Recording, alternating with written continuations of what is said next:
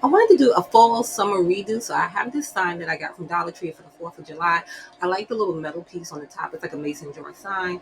I'm going to give it a fall remake. You could cover it with a nice piece of craft paper, but I'm going to paint mine. So before I paint it, though, I'm going to take off that glitter that's on the sign because it's like raised, and if you just paint straight over that, you will see like the raisedness of that. So I'm just going to give that a quick sanding. It's all over the place, so it's like in the stars, it's in the little fireworks section. So I'm just giving it a feel to make sure that everything is nice and flat, and that's how I'll know when I'm done sanding.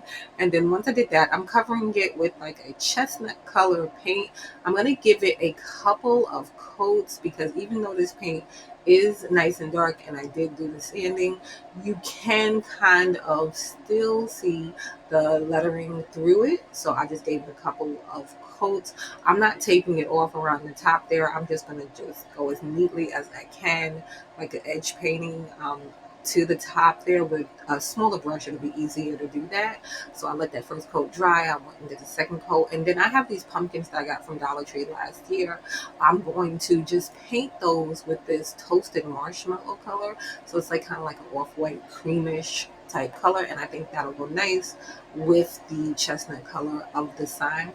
You could do this in a whole bunch of different ways. You could make your own little cutouts for these pumpkins, especially if you have a Cricut. You can just cut these with the wood. I have this sign from the Dollar Tree, so it's a little stencil, and I just thought it was cute and would just add something extra to the sign. I'm going to be using the same toasted marshmallow color for that.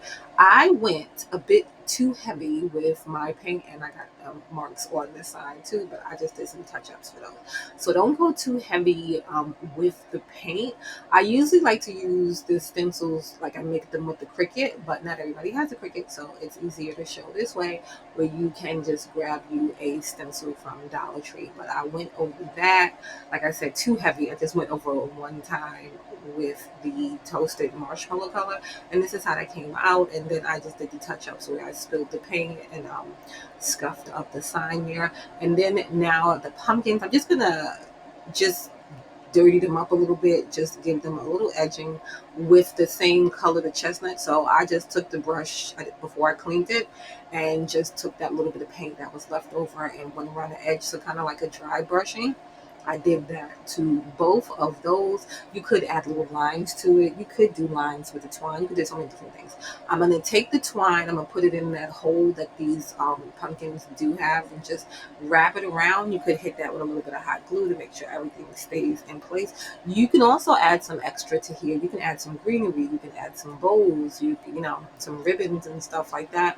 But I just wanted to keep it nice and simple, so I just glued that in the back. And because that part is raised right there, that's what hits the sign and then the bottom. So that's why I put the glue on both of those parts right there. And then I got this Jenga block just to raise the second one so that it can be stacked on top. I glued that down and then did the same thing with the twine for this pumpkin and glued that to the top of the Jenga block and just like kind of stacked those there.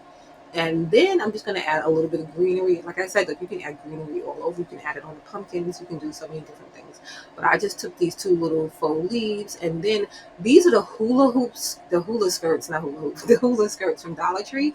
These are great for fall DIYs. So I just took a few strands of that and just tied it around. But you can do some pretty ribbons and bows right there. But I just left it like that because, like I said, I wanted it just nice and simple. And then this is how it came out. Even though I used too much paint on the stencil, I do love how this looks, and I love this silver up top. Follow for more DIYs.